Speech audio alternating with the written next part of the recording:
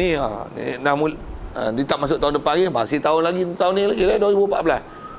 Seorang tok guru, seorang tok guru. Seorang. Kita kalau kami di pondok ada hak besar-besar lah, kami tok guru. Yang ada pun ada, yang ada lah. Lapis-lapis kita orang je lah. Yang ada pun kan tak ada ganjar di pondok, ganjar masjid surau je. Kami lah tinggal tok gurunya. Kami tak ada lolap esok habis lah. Yang ada kat luar ni mana ada tok gurunya, mana ada ustaz-ustaz ceramah gitu ya. Ustaz pun merepek dengan Wahabi je, kepala otak bengong je. Fahaman modelnya, liberalnya apa benda lah. Sikit-sikit. Kau tu. Kena sebut juga. Kau lah nak ambil pengejaran sikit. Selesai. Wajib kullun alal kifayah. Jadi saya tak syarah panjang, saya nak sebut asal tu tak panjang lah nak cerita sampai tahap tak ada orang nak kerti Arab. Khotib pun nak tulis Arab tu, teman tak pandai Arab katanya, tolonglah tulis Melayu. Malah agama terpaksa keluar khutbah Jumaat dengan versi tulisan Rumi.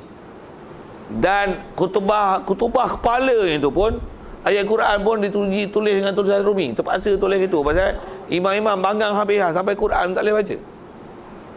DJALHAM DULILLAH LIL lil qail KAIL. Mula bunyi khutbah esok alhamdulillah lil qail. Jangan tak tahu kan. Saya cakap tu gitulah.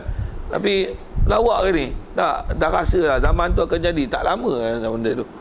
Tak lama lah. Ni pun ramai lah orang baca Arab dengan baca Melayu je. Baca Rumi je. Alhamdulillahil qail.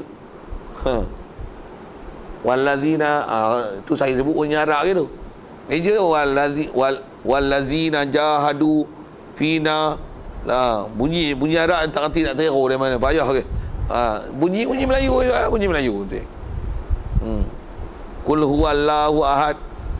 Boh pi tu. Tu bunyi India pula. Okey, cukup. Akan sampai masa macam tu. Takutlah sikit kita. Sedarlah sikit. Dunia pun dah teruk lah ujung lah ni. Tapi taklah terbit mentari belah barat lagi kan. Dia orang kata bulan 12 ni mentari tak terbit belah barat. Tak ada, bodoh. Intiqad fasid. Bengong. Takkan terbit mentari lepas barat melainkan selepas ada Dajjal, Nabi Isa bunuh Dajjal, keluar Ya'juj Ma'juj, Nabi Isa wafat. Lepas tu akan ada Dabatul Ard.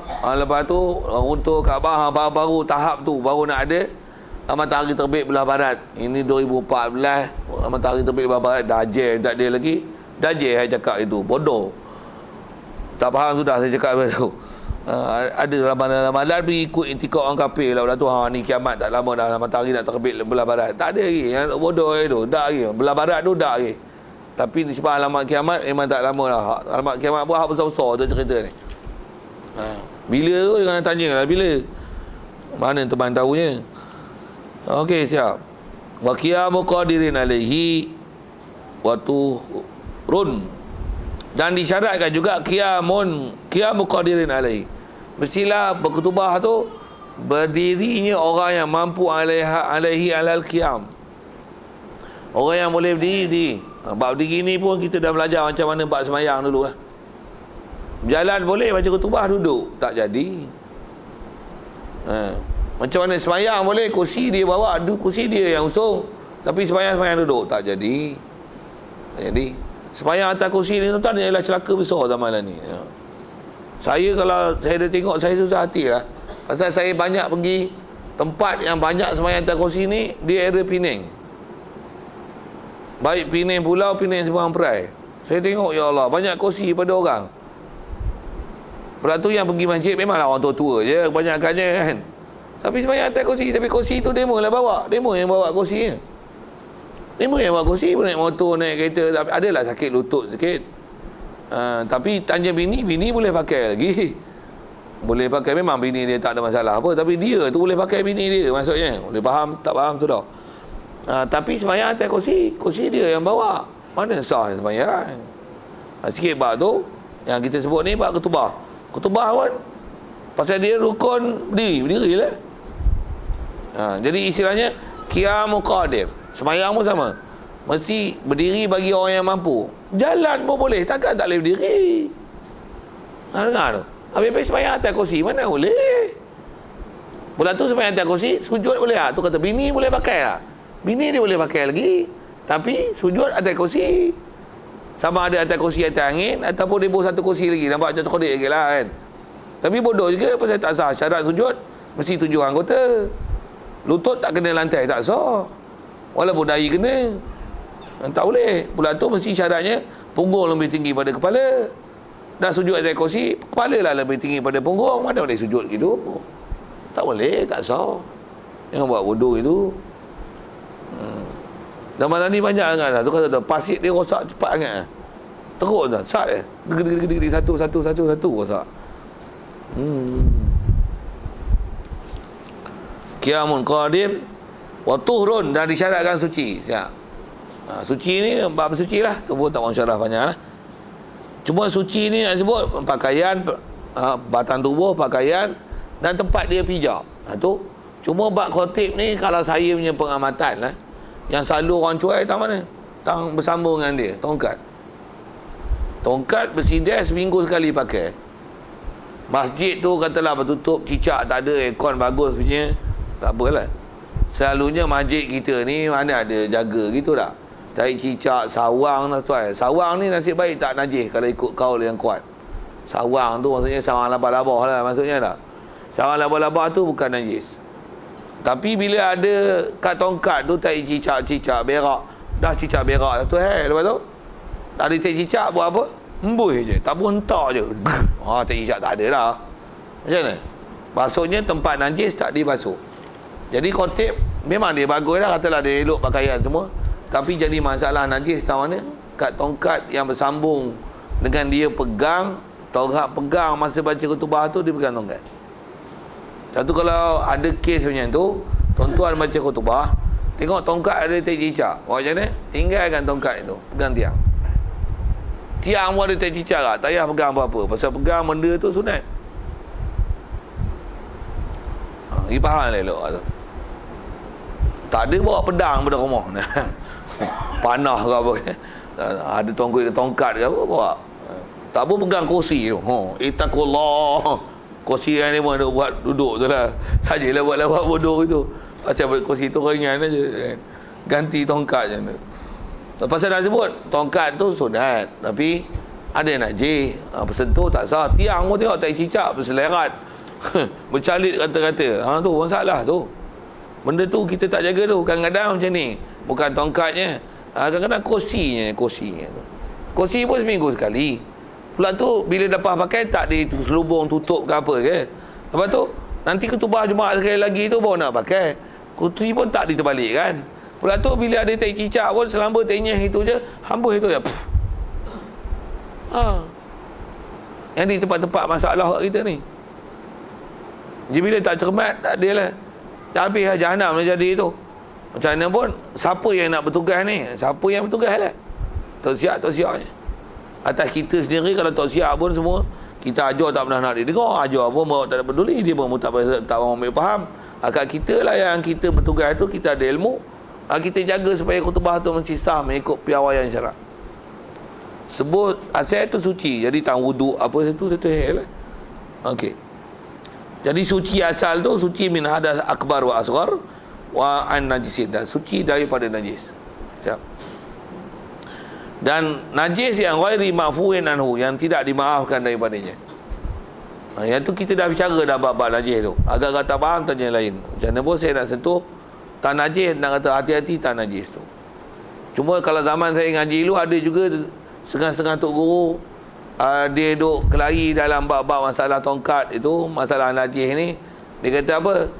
Mimbal, lepas tu sapu bernis katanya. Bila sapu barnis tu katalah barnis tu tak ada masalah pasal dia getah kayu yang dilarutkan dengan pelarut untuk menghasilkan salutan barnis tu. Barnis ke apalah nama seumpama tu. Orang panggil apa? Leka apalah adik-adik kan. Apa-apa benda yang macam tu lah untuk buat lapisan berkilat bergelit tu. Kalau dia tak najis tu satu hal. Memang dia bukan najis pasal pelarut gunakan tu peting ke tina ke apa tu. Pelarut tu bukan najis. Pasal dia adalah hasil daripada petroleum. Petroleum bukan najis, minyak petrol bukan najis, minyak gas bukan najis. Walaupun ada orang kata najis, dia bukan najis tu. Macam mana pun yang nak jadi najis kat mana? Kat bulu. Mu pakai berus apa?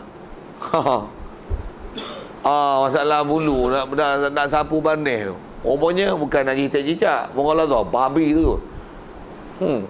Rupanya masjid tu mimbar babi rupanya. Apa babi? Bulu babi buat sapu bandih. Masalah tu dah. Kalau pendapat model lah ni tak ada masalah, kata dia. Yang haram babi ni dagingnya. Jadi sentuh babi apa nak kena sama? Sentuh daging kena sama. Maksud apa? Daging babi baru haram. Kulit babi dan bulu babi tak haram. Tu ada ustaz modern yang bengong macam tu. Buat zahiriyah tu. Zaman ni tu terletih tengok buat ni letih lah ya. Okey, siap. Macam mana pun nak sebut ke najis, agak tak faham tanya lain. Macam kita bincang mikrofon apa ni, wayar-wayar apa tu pun ada benda yang kita dah sembang. Agak tak faham tanya lain. Jadi mesti suci pada najis. Fi saubihi wa badani wa makani. Pakaian, badan, tempat siap. Saya dah sebut tadi termasuk tu tongkat, benda yang kita pegang, ataupun teks yang kita pegang tu, kertas-kertas apa tu, kod-kod lah, ada benda yang istilahnya nama najis. Kalau nak jadi tu macam mana? Kutubah lama, ada teks cicak berak apa tu, waktu pula mata tak nampak, masa nak baca kutubah tu, dia pegang kertas tu. Kertas tu ada teks cicak, memang teks cicak pun ada lagi tu. Kutubah pun main gagal gitu je, ambil gitu. Ambil mana kutubah nak baca kan ni, ambil je lah. Duduk pula atas pagar mana-mana ada teks cicak. Kertas tu, dia pula mata pun tak nampak, spek pun tak bawa. Lepas tu, baca pun merangkak. Ni gitu. Tanggung kertas yang ada najis. Out. Allah letih yang tengok, letih yang tengok.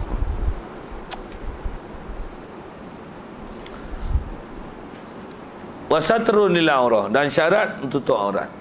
Maklum juga aurat kita ni dalam bab sembahyang, dalam bab khutbah, atas nak bagi sah sembahyang dan khutbah, tutup aurat daripada pihak tepi dan pihak atas. Kalau katalah mimbar punya tinggi, lantai jarang, comel pula tu. Tak faham. Saya buat apa? Saya sedang buat apa ni? Soal lawak sikit. Sah khutbah. Pasal apa? Pasal itu terbuka aurat daripada pihak bawah. Tapi sembahyangnya tapi orang yang aurat, khotib yang aurat yang dinampak oleh orang tu, siapa yang nampak tengok memang berdosa. Dan dia tak tutup tu berdosa kerana dia tak menutup aurat yang wajib ditutup. Jangan bagi orang nampak aurat. Dalam bab aurat orang tengok ada dosa. Tapi dalam piawaian sembahyang, sah sembahyang dia. Pasal dalam sembahyang wajib tutup aurat hanya daripada pihak keliling dan pihak atas. Kalau kita belajar dalam bab fiqh, orang nampak aurat daripada pihak bawah ni dipanggil amrul kharij. Maksudnya satu perkara yang terkeluar daripada diri sembahyang. Dia bukan syarat untuk sah sembahyang. Dia benda luar pada sembahyang. Pasal wajib tutup aurat daripada pihak bawah itu bukan dalam sembahyang, itu luar sembahyang. Macam mana sikit ada soalan-soalan macam ni bab aurat ni. Kalau zaman ni adakah ada apa telekung kain apa lycra ni? Kain tu memang fit lah sikit. Fit yang fit lah.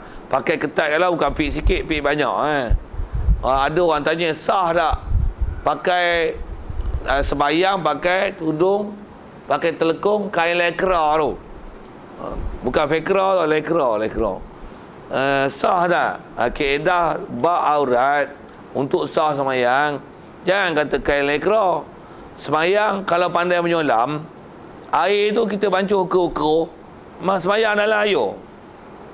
Tak pakai apa-apa, sembahyang dalam air keruh, sah. Tapi boleh menyolam lah, tak ada mampu pula lagi. Macam mana nak sujud jangan tanya saya. Bab sembahyang sah.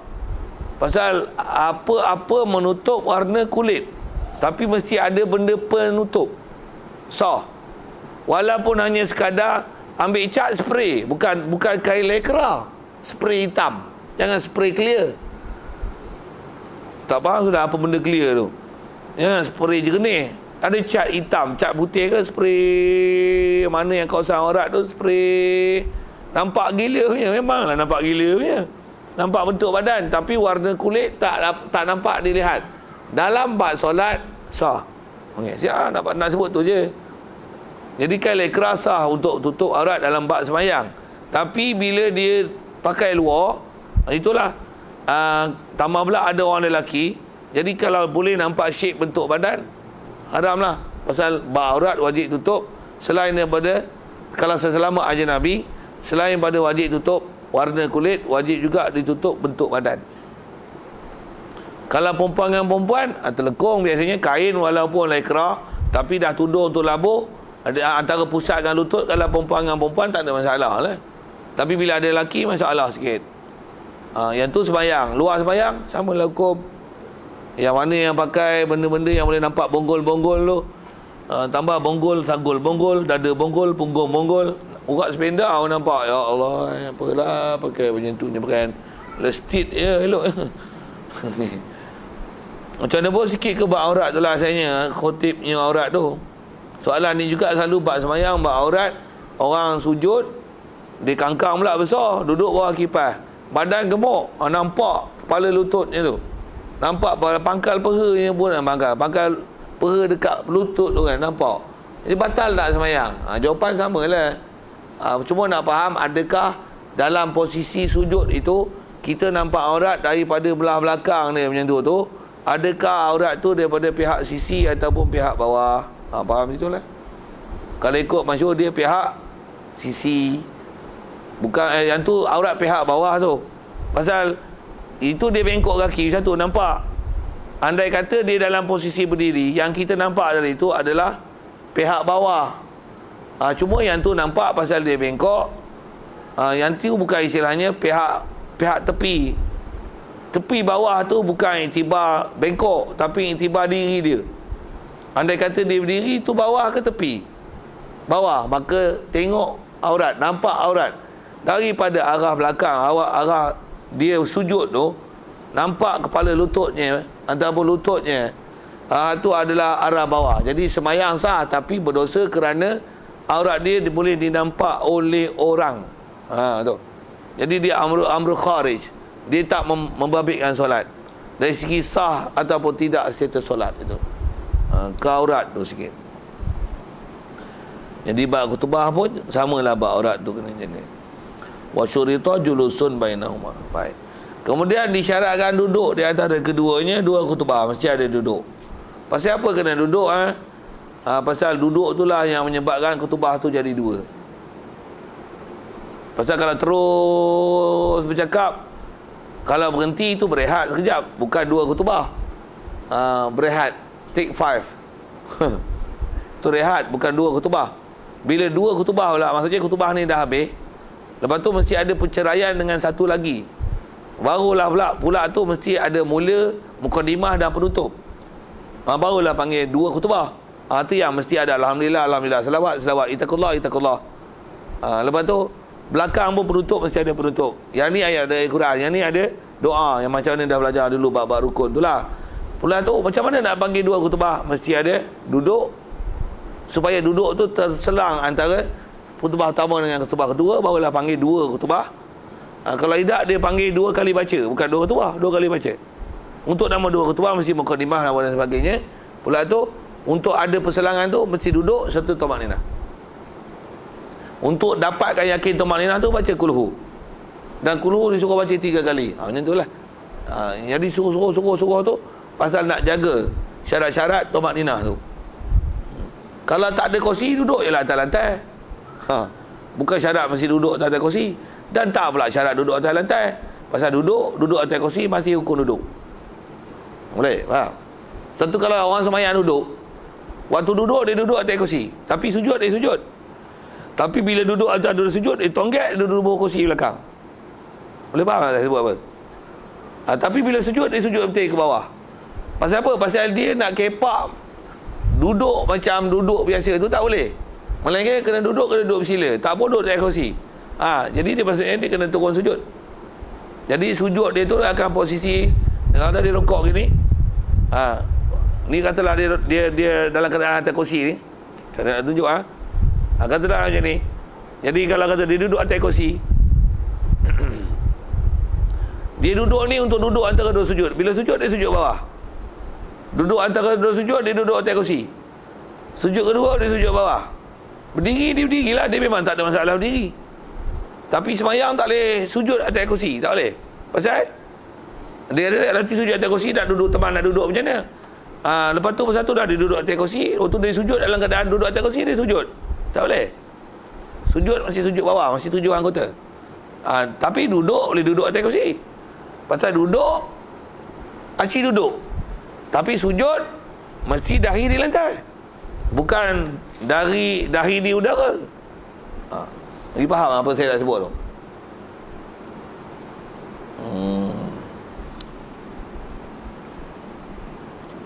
Jadi asal sebut tu ketumak ninah lah asal dia. Asal nak sebut pasir bercerai. Duduk. Okey. Jadi asal nak duduk tu mesti ada tumak ninah. Dan duduk tu tak syarat duduk bawah. Duduk atas kursi pun tak apa. Pasal apa? Pasal yang rukunnya ialah duduk. Jadi bila duduk, perhatikanlah rukun duduk. Sikit balik pada bab semayang tu. Semayang tu pasal apa? Bila duduk atas kursi tak sah. Pasal bila dia rukun duduk, dia tak sujud. Tak ada rukun sujud. Betul dia boleh bawa kursi, dia duduk atas kursi. Maksudnya dia tak ada rukun qiyam. Sedangkan qiyam adalah rukun. Sujud pun rukun. Dia duduk atas kursi, dia rukuk dalam keadaan duduk. Tak betul. Dia sujud dalam keadaan rukuk. Tak betul. Dia qiyam dalam keadaan duduk. Tak betul. Dia qiyam mesti qiyam lah. Mestilah istilahnya punggung tak duduk berlabuh di atas sesuatu, orang panggil qiyam. Kalau berlabuh atas kursi, itu duduk. Sedangkan rukun semayang adalah qiyam. Tapi kursi dia boleh usung. Tak sah qiyam. Bila dia boleh sujud, bini dia boleh pakai, maksudnya boleh sujud lah. Tapi semayang duduk atas kursi. Itu duduk atas kursi, dia sujud. Itu dia sujud dalam keadaan duduk, tak boleh. Sedangkan sujud yang mesti dahi di lantai, lutut kena lantai, itu rukun solat. Jadi dia hanya buat rukun duduk, tak boleh. Bagi faham saya sebut apa. Apa tak agak tak muskil tu, tanya lain. Pasal pernah belajar, lama dah belajar tu. Baik, wasunnah atas kaedahnya asal duduk dengan tumaninah. Wasunnah dan disunatkan ayakuna, bahawasanya adalah ia tumaninah ni biqadri suratul ikhlas, dengan kadar surah ikhlas. Habis duduk tu qadar ikhlas, ada sunat kadar tu. Maksudnya janganlah duduk patuk ayam, selalu sujud patuk ayam kan. Duduk patuk ayam, tak ada nak berlabuh. Macam main tak maulah sebut tu, pelik-pelik tu. Habis duduklah elok. Dan duduk ni di atas kata sunat, dapatkan qadar ikhlas. Dan kata dia sunat pula wa yaqra'aha fihi, sunat baca surah ikhlas fihi, fi julus baina sajdatain, duduk waktu duduk tu sunat baca surah ikhlas. Baik, selesai.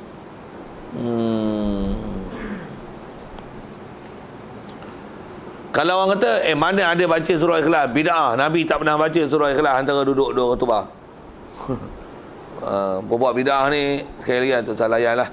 Nampak je bid'ah, cop je terus, wahabi sana. Saya mana ada ulama-ulama kita sebut apa sikit bid'ah. Nah dah ajar gitu. Macam mana nak sebut baca ayat Quran bagus tak? Bagus. Kena duduk antara dua khutbah. Duduk. Daripada duduk saja dengan duduk baca surah, bagus tak baca surah? Bagus. Untuk baca bagus tak baca Quran? Takkan bid'ah kot, bodoh. Saya nak tunjukkan tak bagus tu. Orang macam tu tanya soalan macam tu Baca Quran bagus tak? Bagus. Bila-bila boleh baca? Boleh. Masa duduk boleh baca? Boleh. Masa berdiri boleh baca? Boleh. Duduk antara dua tubah ni rukun tak? Rukun. Dia dah iktiraf tu bagus. Waktu daripada diam je, daripada baca, daripada diam baca tak? Baca. Tu baca tu ada dapat pahala tak? Itu sunat tak? Sunat. Sunat lah. Itu yang tu tak ada hadis pun kata sunat. Bodoh mu. Sekali lagi bodoh. Pasal bila sebut fiqh ni, maksudnya dia istinbat hukum yang ulama mujtahid ambil faham daripada dilalah sabdaan Nabi dan suruhan Nabi. Begitu juga daripada Quran. Bila nama pun fiqh, dia bukan benda-benda usul daripada furuk. Pula tu furuk dia ambil kaedah dengan dilalah.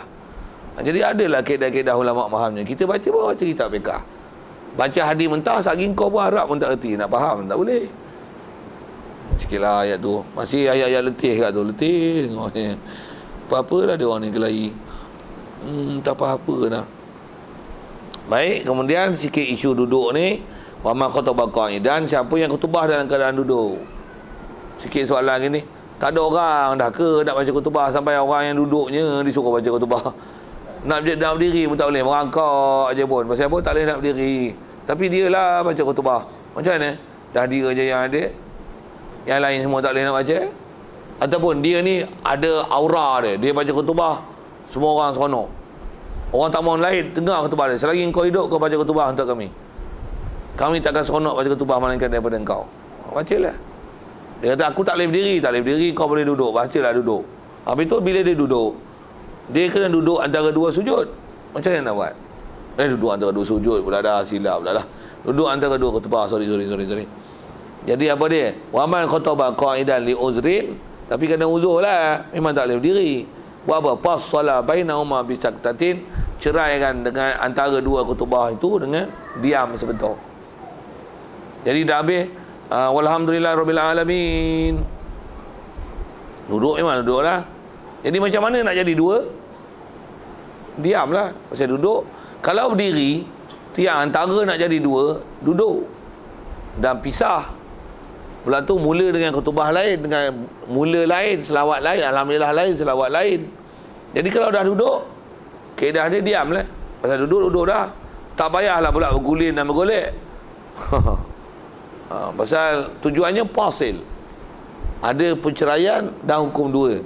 Cuma orang berdiri, memang kaedah, uruf, dia akan jadi, bila dah tengah bercakap, untuk jadi dua kali khutbah, dua kali beri ucapan, mestilah berdiri, turun, lepas tu orang panggil naik sekali lagi. Barulah panggil dua kali ucapan. Itu ucapan, dua kali khutbah, itu yang kena duduk tu. Ulama syarah kita dia pakai semua. Quran, hadis, antara yang dia pakai al-adatu muhakamah. Pakai adah, pakai uruf. Yang tu ialah antara benda-benda yang dipakai dalam buat hukum. Dia ada istilah Quran, hadis, ada ijma', ada qiyas, ada 10 dalil-dalil istinbat, ada yang muttafaq dan mukhtalaf. Ada istihsan, masalihul mursalah, ada lagi apa istishabul asli. Yang tu sebut ada uruf, wal adah, al uruf. Macam-macam benda. Itu ulama bahas satu-satu. Lama dah dia bicara itu. Puak-puak zamanan ni kalau lagi apa menatang dia tak tahu tu. Apa dia masalah musalah, apa dia istihsan, apa dia uruf, apa dia mafhum fahwa, apa bukan kerti apa lah. Apa tu selesai. Jadi kena diamlah sebentar wujuban. Wafil Jawahir dan kitab Jawahir dia kata macam ni. Laulam yajlis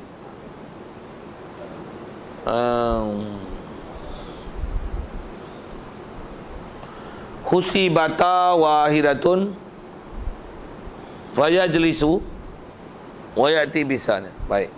Dalam kitab Jawahir dia ada buat masalah macam ni.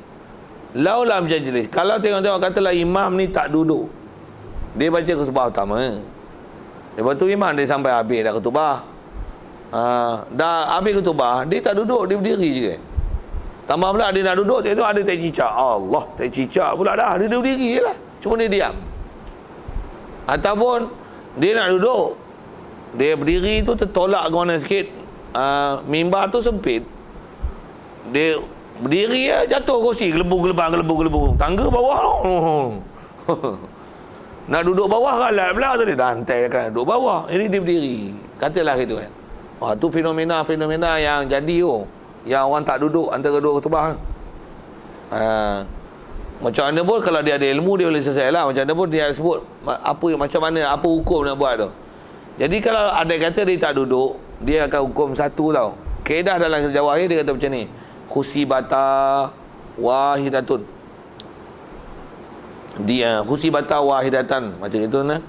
Dikira akan dua khutbah yang dia dah baca itu, tapi dia tak duduk antara dua khutbah.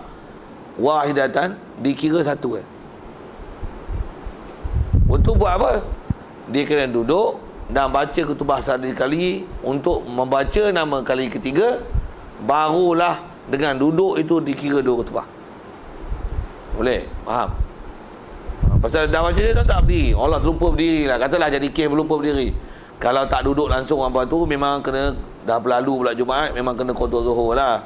Tapi kalau kes sedang berlaku, dia pun tak perasan. Kau baru perasan. Dah tak duduk tu.